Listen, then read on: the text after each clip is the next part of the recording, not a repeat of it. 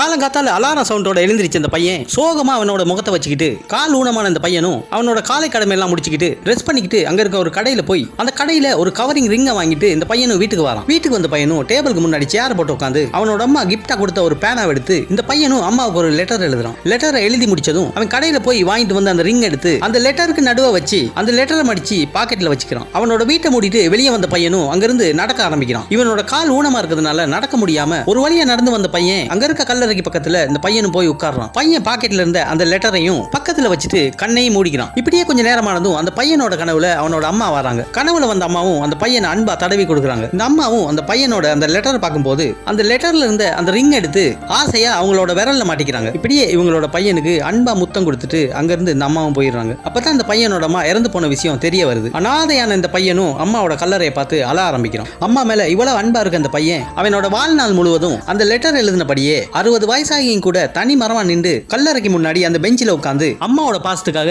ஏங்கி தவிக்கிறாரு இந்த பெரியவர். இதோட இந்த ஷார்ட் வீடியோ முடியுது.